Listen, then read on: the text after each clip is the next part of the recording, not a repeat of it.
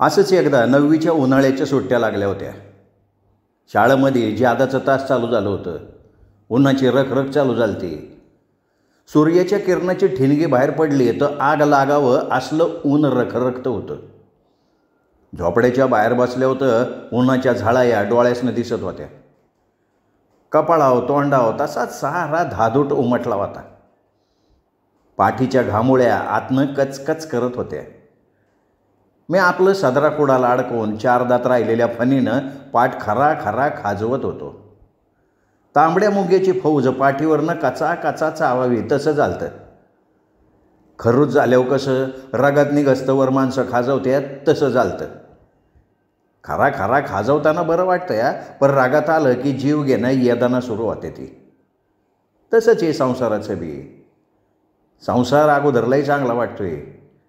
गोड हाय म्हणून मर मर करतंय आणि 60 बुद्धी नाठी झाल्यावर एका जागत रागात आल्यागत बसतंय.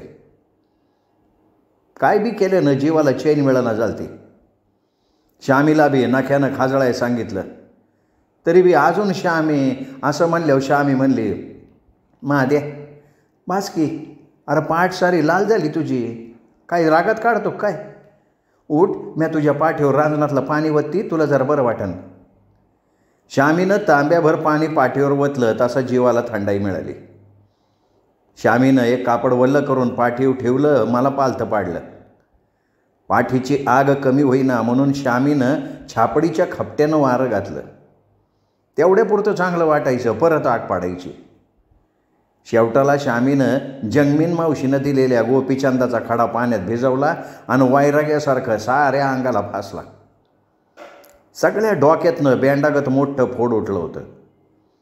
श्यामीनं साऱ्या डोसक्याला बी गोपीचंदाचा लेप लावला.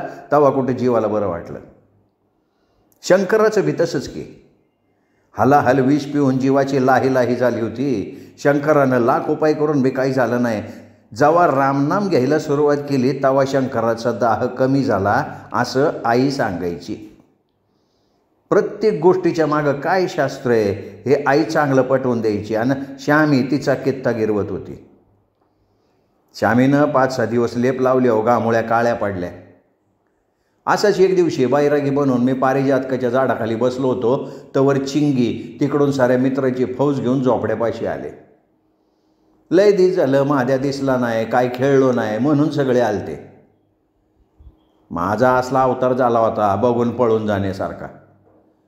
पोरांच्या फौजाचा आवाज कानावर पडल्यावर मी पटक दिशी अंगावर टावेल घेतला आणि झोपड्याचा झाप लावून दडून बसलो. महाद्या महाद्या करत चिंगी सगळ्या पोरांबरोबर आले. आता काय करायचं? श्यामीला हळूच सांगितलं. म्हणलं, श्यामी मी घरात नाही म्हणून सांग. श्यामी या फौजेच्या तोंडाला तोंड दिसतंवर सारी फौज झोपड्यापाशी हजर. चिंगी तर आत वरडतच आली, महाद्या काय करतोय आत? आमसने घाबरून दडलाय का झोपलाय? बाहेर नाही, खेळायला आलोय आम्ही. मग मी आतनंच वरडलो. म्हणलं, श्यामी मला बरं वाटत नाही, उद्या खेळतो. पण सगळेजण काय ऐकाय तयार नाही. श्यामीने शक्कल लढवली. ती म्हणली, पोरांनो चला आपण त्या बाबळीच्या झाडाखाली बसू, म्हणजे बसाय जागा पुरल आणि तवर महादा बी येईन. श्यामीनं साऱ्यांना बाबळीच्या झाडाखाली नेऊन बसवलं. मग मी बाहेर येऊन पटाक दिशी अंगावर 4 तांबे पाणी ओतून घेतलं. सारं अंग पुसलं, सादरा चट्टी अडकवली आणि दणान सुटलो बाबळीकडं. त्या पोरांपाशी गेलो तर सारे पोरं मला बघून फिदी फिदी हसायला लागले. काय झालं काय बी कळना. मी जोरात वरडलो त्यांच्यावर. म्हणलं, काय याड लागलं का हसायला? असं म्हणल्यावर पोरं म्हणाली, अरे तोंड बघ की अगोदर आरशात, मग कळन तुला. आणि हे बघ सादरेच्या गुंड्या बी वर खाली लावल्यात. ते चड्डीचा नाडा पार पायापास्तूर आलाय. महाद्या अरे तुझ्या तोंडाला पांढरं चट्ट विदूषकावाने दिसते. श्यामीनं सगळ्याला गप केलं आणि मला जवळ घेऊन स्वतःच्या परकरानं सारं तोंड पुसलं, केस नीट केले, सादरेच्या गुंड्या सरळ बशिवल्या, नाडी आत खोचली. आणि पोरानं म्हणली, आता बघा कसा हिरोवाने दिसतोय माझा महादा. असं म्हणल्यावर पोरं अजून खेदळायला लागली. चिंगीनं सगळ्यांना शांत बसायला सांगितलं. झालं लय दिवसानं आमचा मेळा भरला होता. परीक्षा संपली की 10वीचा ज्यादा तास चालू झाल्यानं आम्हासनी वेळच मिळत नव्हता खेळाया. आज चांगला डाव साधला होता. पहिल्यांदा चिट्ट्या पाणी खेळून झालं. त्या खेळामध्ये मी राजा आणि चिंगी राणी झाली तर सगळी पोरं राजा राणी म्हणून चिडवायला लागली. मी त्यांना बजावून सांगितलं, म्हणलं परत असलं नावावरनं चिडवायचं नाही, चिडवलं तर याद राखा. अरे कुठं ती कुठं मी, हां मी परत खेळणार नाही तुम्ही चिडवलं तर, असं म्हणल्यावर सगळे शांत बसले. मग परत बेकार सावकार झालं खेळून. विट्टी दांडूचा खेळ रंगात आला होता. विक्यानं अशी काय विट्टी जोरात भिरकावली का रस्त्यानं जाणाऱ्या 2 चाकी गाडीच्या काचाला लागली, काच फुटली. आणि तो होता गावचा नामी पैलवान शेरप्या पैलवान. सगळ्याची जागेवर दात खेळी बसली. आता काय करणार? शेरप्या पैलवान गाडीवरनं उतरून लुंगीवर खोचत आमच्याकडे येत होता. आमच निदारावरून घाम पडला. काय कळायचंच बंद झालं. पैलवान जवळ येईन तसा अंगावर काटा फुटायला लागला. शेरप्या पैलवान आला आणि विक्याचा असा कान पेगळला का त्याला आईचं दूधच आठवलं. विक्या बूम मारायला लागला. तवर आळीतली दुपारच्या वक्ताला जरा आडवी झालेली मंडळी गोळा झाली. बागतेत तर काय पैलवान विक्याची दुलाई करत होता. सगळी मंडळी सांगून बेजार झाली. पैलवान काय ऐकायचं नावच घेईना. तेवढ्यात आले बाईजा काकू, हातात मोठं लाकूड, आणि म्हणली, मुड दे, पैलवान की गाजवतोय, लई छान आहे रे तू, तर आम तुझा मुडदा बशिवते उन्हात. आणि गेली की पैलवानाच्या अंगावर धावून. तसा पैलवान गाडीला किक्क मारून जो पासार झाला दिसेनासा झाला. इथं खेळून खेळून पार दमलेगत झालं. पोटात कावळं बी भांडायला लागली. मग श्यामीनं आमच्यासाठी कावा आणलेला म्यावा होता तो पारात इथं वाचला. त्यात बत्ताशी रेवड्या टाकून पारात आमच्यासमोर सरकवली. तेव्हा बकासुरासारखं आम्ही त्याच्यावर तुटून पडलो होतो. 2 मिनिटात परत फस्त खाऊन झालं का लहानपणीच्या गप्पांना ऊत आला.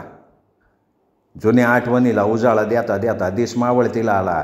सगळे पोरं जिकडं तिकडं अंधार व्हायच्या अगोदर पांगले. लय दिसत नाही एकत्र आल्यामुळं लय मजा वाटत होती. आम्ही समध्याने ठरवलं होतं आता महिन्यातनं एकदा साऱ्यांनी एकत्र भेटायचं, धमाल करायची, परत अभ्यासाला लागायचं. सगळी पोरं गेल्यावर काय करमानं झालं. अभ्यास बी करू वाटाना. श्यामीनं हे सारं ओळखलं होतं.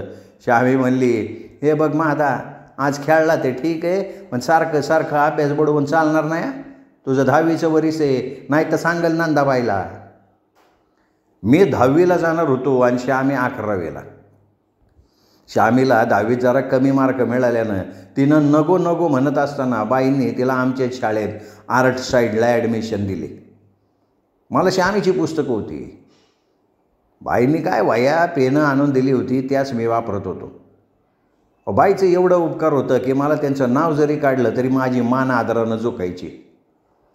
हनुमानाच्या रोमा श्वासोश्वासात जसा श्रीराम हा शब्द वसलेला होता.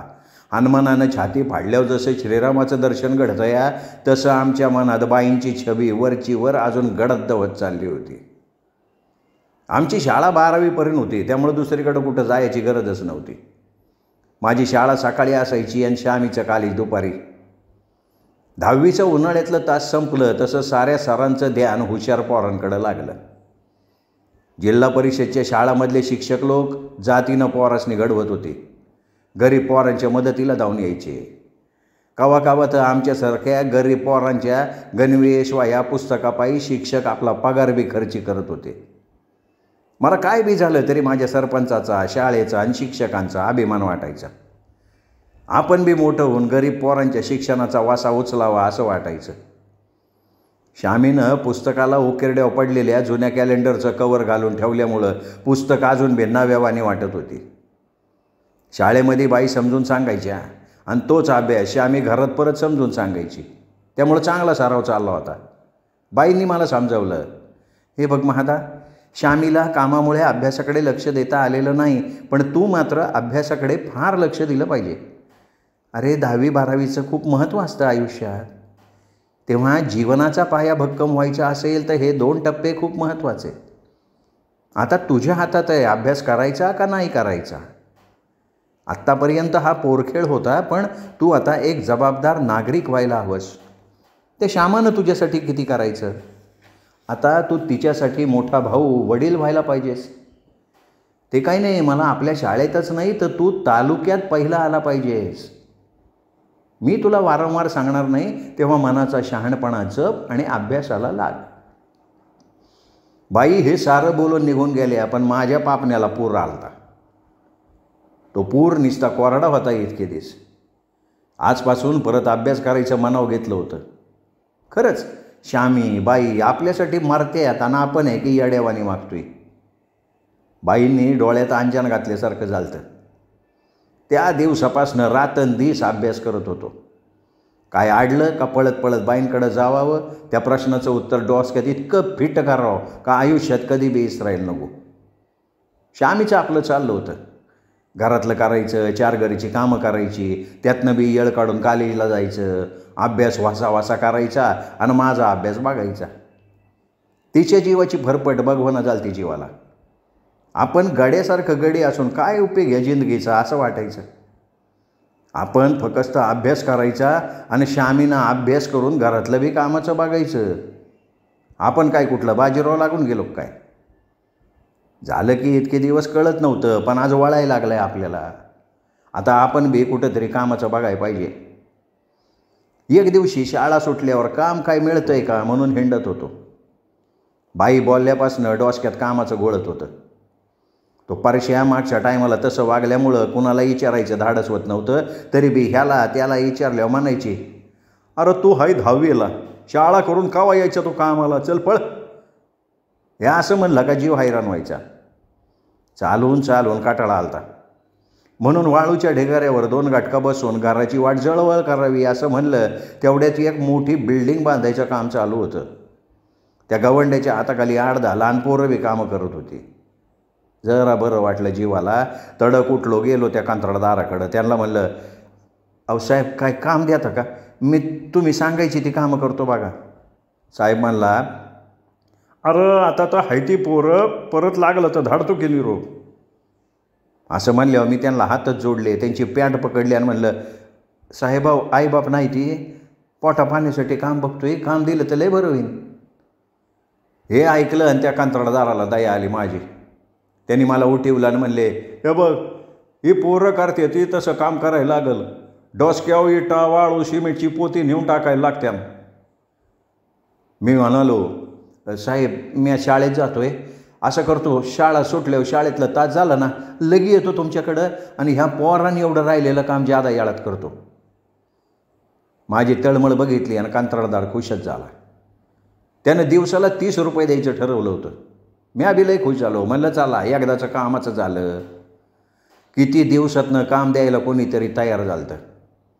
लय उपकार झाले साहेब म्हणून त्या साहेबाच्या पाया पडत होतो. तर साहेब म्हणला, कामात चुकारपणा करायचं नाही तर तुझं काय खरं नाही. मग मी म्हणलं, साहेब बघा तरी एकडाव माझं काम, मग हातावर पैसे ठेवा. ठीक आहे चल ये उद्यापासनं कामावर. हे ऐकल्यावर टाना उड्या मारत घरला गेलो. उद्याचा बी अभ्यास रात्रीला जागून करून टाकला. श्यामी तर म्हणली, काय माझा आज काय झालं, लय खुश येते तू, अभ्यास बी जीव तोड करतोय, चल झोप जरा येळ, परत शाळेत जायचं सकाळी. मी श्यामीला म्हणलं, श्यामे तू झोप, एवढी गणित सोडव की लवडतो लगेच. श्यामीला झोपायला सांगितलं पण माझा डोळा लागतोय बाई. रातच्याला बी डोळ्यासमोर ती काम झाल्यावर हातात आलेलं पैक नाचत होतं. झालं कशी बशी सकाळ झाली. सूर्य रोजच्यालाच यशाची किरणं उधळत येत होता, पण त्या दिवशी जरा निराळाच दिसला. रोजच्या परीस त्या दिवशी मी लवकर उठलो. श्यामीच्या अगोदर पडदेशी तयार बी झालो. श्यामीनं चहा केला. चहा पाव खाऊन दप्तर अडकवलं आणि अनवानी पायानं शाळेची वाट पकडली. शाळेत बी नीट ध्यान देऊन अभ्यास करत होतो. शाळा सुटली. डब्याला काय श्यामीने भरलं होतं, रातच्या राहिलेल्या शेळ्या भाजीचं दापाटं. ते मला लय आवडायचं. मधल्या सुट्टीलाच मी फस करून टाकलं. आता शाळेचा जादा तास चालू झालता. सगळ्याच्या अगोदर बाईंनी विचारलेल्या प्रश्नांच्या उत्तराला माझा हात वरती असायचा. उत्तरं बी चोख देत होतो. बाई खुश झालत्या. रातच्याला मन लावून केलेल्या अभ्यासाचा हा रिझल्टच होता जणू. बाईंनी पाठीव शाबासकीची थाप मारली का 1000 हत्तीचं बळ यायचं अंगात. शाळेचा जादा तास बी झाला. माझं ध्यान फक्त त्या कामाकडं लागलं होतं. मी दप्तर चिंगीकडं दिलं आणि तिला म्हणलं, श्यामीला म्हणावं मी अभ्यासाला चाललो आहे मित्राकडं, तुझं तू कॉलेजला जा, मी अभ्यास झाला का येतो घराकडं. चिंगीनं दप्तर घेऊन श्यामीला माझा निरोप सांगितला. श्यामीनं माझं दप्तर एका पाटीत रिकामं केलं. त्याच दप्तरात तिचं दप्तर भरून गेली कॉलेजला. आमच्या दोघांमध्ये एकच दप्तर होतं. मी आलो का ती जायची. ती कॉलेजातनं आली की त्यात उद्यासाठी मी माझं दप्तर ठेवायचो. मी आपलं निघालो कामावर तर 4 पोरांनी हटकलं. म्हणले महाद्या इकडं कुठं चालला. मी म्हणलं वा तुम्ही पुढं, मी आलो मागणं. असं म्हणून मी तडक सुटलो कामावर गेले वाली त्या कंत्राटदार साहेबाच्या पाया पडलो. मग कामाला सुरुवात केली. मला वाटायचं काय असतंय तेव्हा कामाचं, जायचं ना करून टाकायचं. पण आज कळत होतं उन्हातानात कसं होरपळतंय ती. इटा भरलेली पाटी दुसऱ्या पोरानं उचलून माझ्या डोसक्यावर ठेवली तर मट्टदिशी आय आय करत खालीच बसलो. सारी पोरं माझ्याकडे बघून हसायला लागले. साहेब म्हणला महाद्या जमत नसेल तर राहू दे, जा घरला.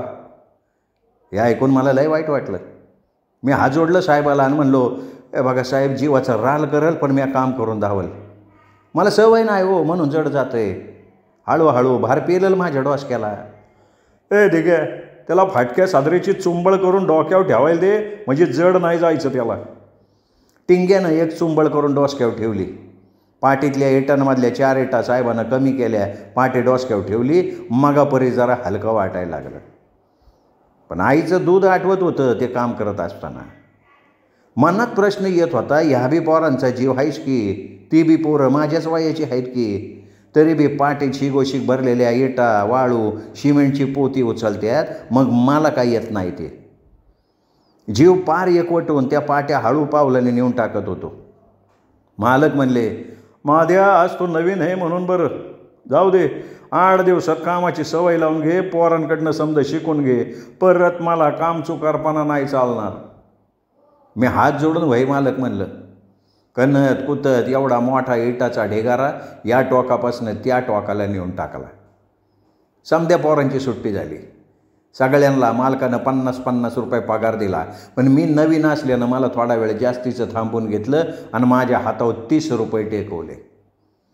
30 रुपये तर 30 रुपये म्हणून मी हाताची मूठ झाकली. मालकाच्या पाया पडलो आद्यानं म्हणलं मालक, माझी बहीण श्यामी दिसरात राबते, तिच्यासाठी काहीतरी करायचा आशीर्वाद मला द्या.